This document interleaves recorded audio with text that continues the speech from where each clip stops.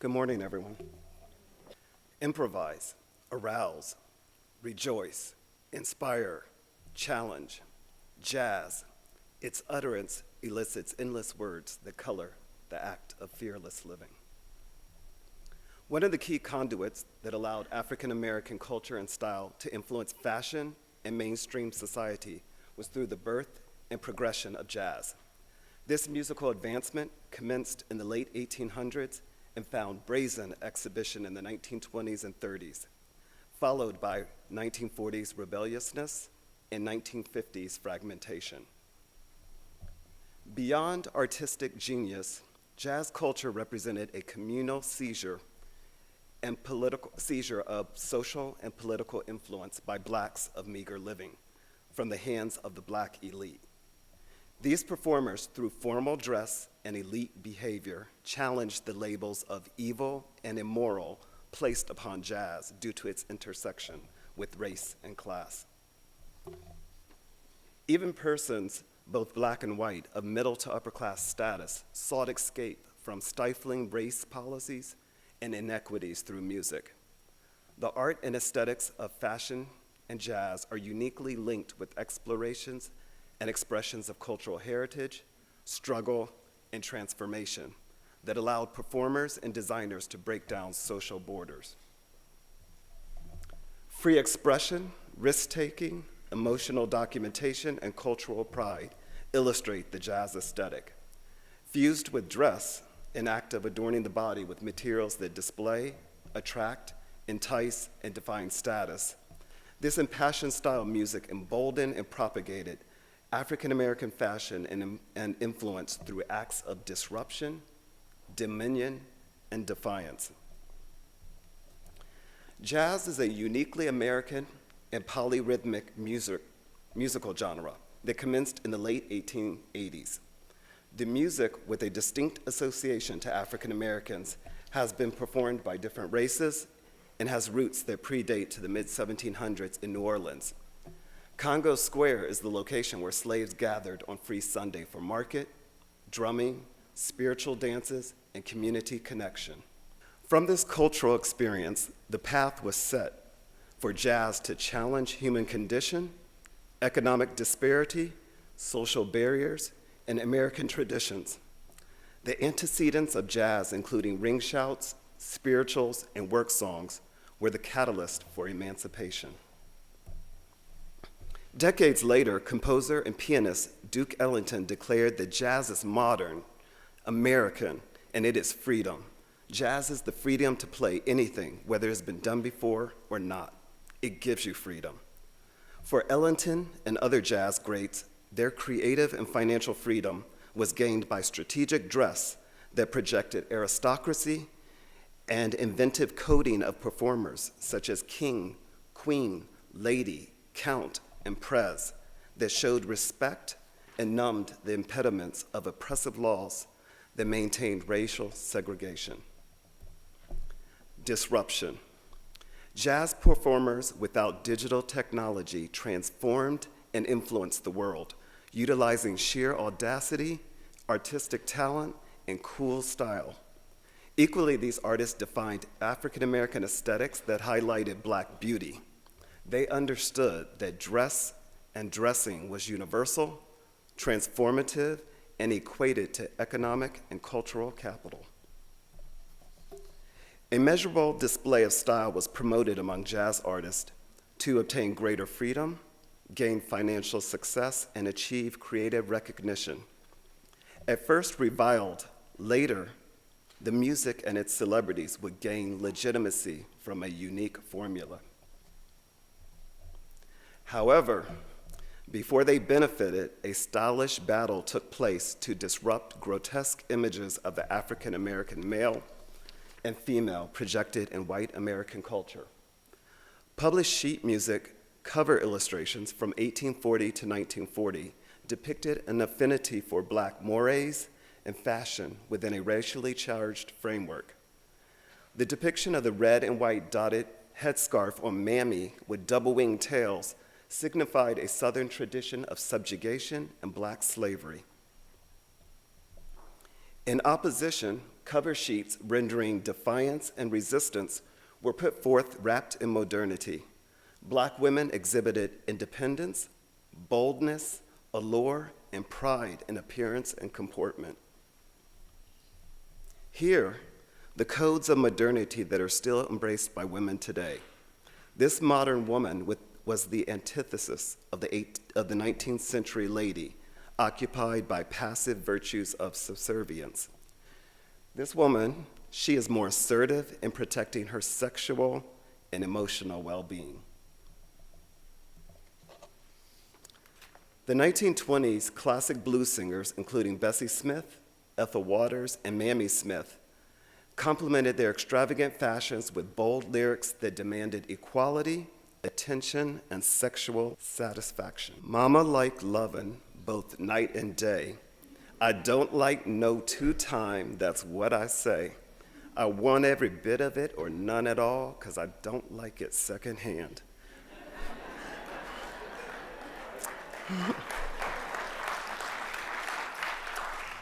From the song, I Want Every Bit of It, recorded in 1926, the forthrightness signaled the sharp lens through which African Americans faced hardships and dared it. For men, obedience, servitude, and entertainment were key themes in the Civil War period.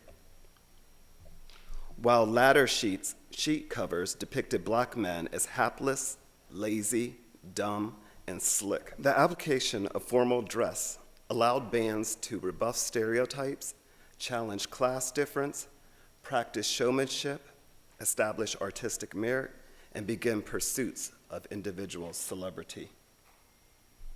Tuxedos, dark suits, white shirts, and bow ties communicated prominence and necessitated upright and dignified posture. The naming of Zach White and his chocolate Beau Brummels, a jazz ensemble of the 1920s, signified reverence to George Byron Brummel, Englishman and fashion arbiter. Brummel, who was associated with dandyism, gave considerable attention to elegant dress, cleanliness, and gentility. By means of the Brummel moniker, White adopted standards of refinement and blurred the lines of class and race difference. The wearing of these garments led to jazz's popularity, elevated performance venues, and provided higher pay for African American performers. Dominion. Music diversification through swing, scatting, and bebop was achieved by jazz women that catapulted them to icons in the 1940s. Along the way, they adorned gardenias, fur coats, and gowns that highlighted their authority, virtuosity, poise, and feminine attraction.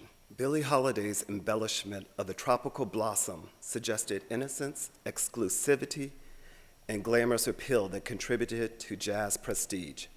Count Basie noted the benefit of Holiday being in his band in 1937 when they opened at the Ritz-Carlton in Boston. It was a big plus for us because Billie's repertoire and her style were just great for a place like that, and she had so much personality as a performer. Equally, Sarah Vaughan and Mary Lou Williams mesmerized with volume and pattern variation.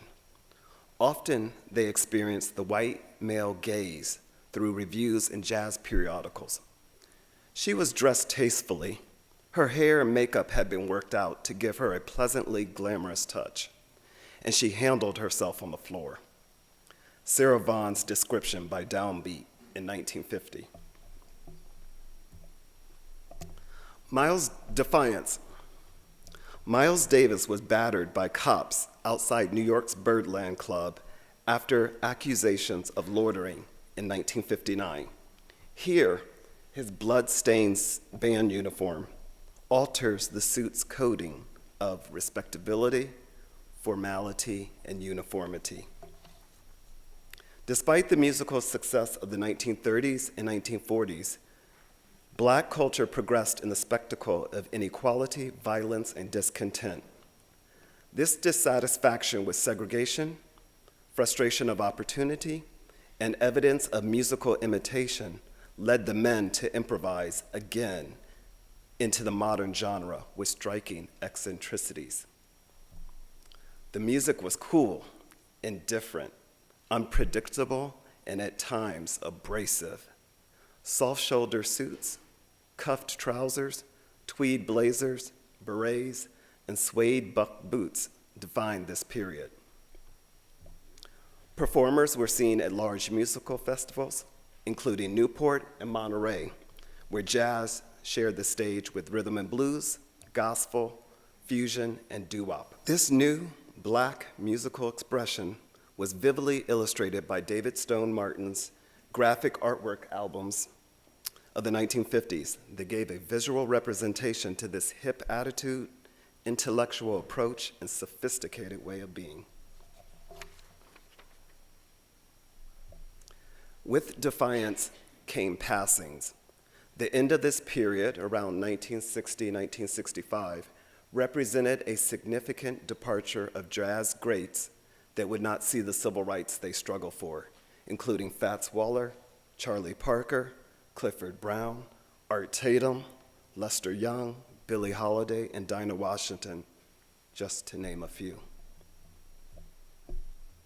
The manifestation of jazz through music, dress, style, and behavior transformed American popular culture and ideology.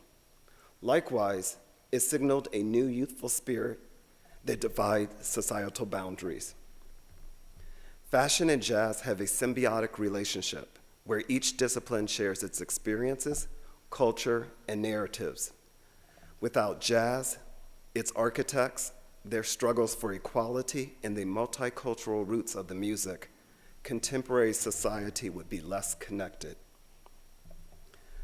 The artistic practices of fashion and jazz have thrived in the production of freedom and improvisation that has produced a valuable record of cultural influence and human agency. The victory has been admiration, distinction, and self-determination that is not ordered by race, class, or gender. Thank you.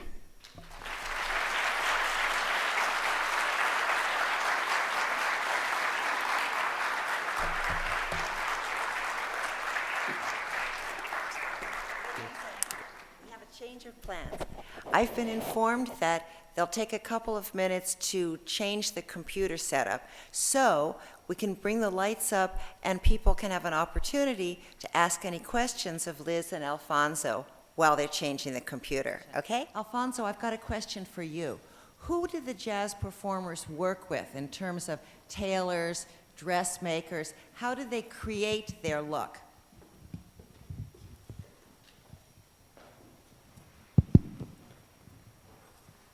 It's good. Yeah. I was prepared for this question. I knew it would come up. In my archival research, there's not a lot of record keeping, but I will name the shops that I was able to discover. Billie Holiday and Dinah Washington both purchased dresses at Wilma's, which was located at 4 West 57th Street here in New York City. Another store that they shopped at was Florence Lustig's. I'm still trying to figure out the dress for that one. Mary Lou Williams is really one who has the most amount of information on her dress. I went through her archive. She kept all her receipts. And she labeled them. They're at the Institute of Jazz Studies at Rutgers. And she shopped at everyone from Klein's, O'Connor and Goldberg, Lauren Taylor, I. Magnin, Gimbels. And she kept perfect receipts. And she would label shoes, fur, everything. Yeah. And then pretty much others, African Americans at that time could not necessarily go into a shop and be serviced. So if they were a celebrity like Billie and Dinah, they were able to get in, but other stores would refuse to even let them in. So a lot of African American jazz performers also used their own dressmakers. Dinah Washington had her own dressmaker who made her sack dresses. For Alfonso, you didn't single out perhaps the coolest dresser and coolest musician of modern jazz, which was Miles Davis, whose clothes also changed as he went from his sort of bebop jazz playing to more fusion, from the very tailored classic modern look to very colorful flowing clothes. Do you want to speak to that? Yeah, Miles Davis, in my book, I touch on Miles Davis, who's a phenomenal record. Of course, his autobiography is a great source of information. He started out in the 40s in St. Louis. He was not of middle to upper class. His dad was a dentist. He got onto the jazz scene here in New York City at Juilliard, and he actually didn't graduate. He started hanging out with Charlie Parker and some of the coolest and hippest guys. He soon thereafter would hang out at Minton's Playhouse up in Harlem. Miles is interesting to look at because his style changed from traditional 1940s double-breasted suits into the more almost kind of zoot suit era where the suits were a little bit more relaxed, soft shoulders. And then obviously later when he started getting more into the modern movement, he created fusion and his dress style changed drastically. Thank you. Alphonso, I have always admired African American women who have endured the beauty industry, so to speak. Foundations, powders, hairdressing. How do they, I've always admired people who have been able to put their faces together, but those products were not available. Where did they find them? That, in my research, I didn't find a lot of information on comments on makeup. When I approached my research, I pretty much wanted to go strictly on primary sources. So I went to all the autobiographies that were existing, and then in the archives. Unfortunately for jazz artists, most of the archives that are kept were more concerned about the music than actually the dress. So actually when I approached these archives, they were like, wow, no one's even come to us to even find more about what stores they shopped at, how they dressed, etc. So I could say in my research, in all the autobiographies I read, I did not see a lot of information about them talking about their makeup or where they purchased it. Yeah, with the limited assets, I really admire the achievements that they, the duress that they were under in terms of trying to be stylish and beautiful. And the industry, they fed off of the fact that these products were not available, but they were able to still beautify themselves and look great. I just want to add something real quick, which just came through my head, is that one point of inspiration for African American jazz females was Hollywood. And actually, Billie Holiday, her real name was Eleanor Fagan, and she selected her name from Billy Dove, who was a film star of the 30s. So I do have to say that they did try to emulate the look of Hollywood starlets, whether it be Jean Harlow, Billy Dove, Joan Crawford. I know we're running long, but I have just one question for Liz. Just last week in my fashion class, I wrote 2 names on the chalkboard for my students to research, Elizabeth Keckley and Ann Lowe. So it was fascinating to come here and see your presentation. My question for you in your research, was it ever acknowledged their ethnicity or the fact that they were African Americans? Or, because what the quotes you read was great in terms of them being designers and dressmakers, but there was not any allusion as to who they really were. Absolutely. I mean, almost all the press about them mentioned that they were African American. The quote that I read about Elizabeth Keckley, that was really an article in kind of the vein of kind of like the sympathetic mulatto type of journalism that a lot of abolitionists were publishing in the 1860s to gain sympathy for the abolition movement. So it was definitely a center point of kind of the journalism around them. Even with Ann Lowe, I mean, it was very remarkable that she was African American and achieved this much success. So that was definitely a huge part of kind of the press surrounding them. Because my research focused more on their material culture, I kind of picked out the quotes that talked about their design history, but definitely they did not kind of transcend race in any way at the times that they worked.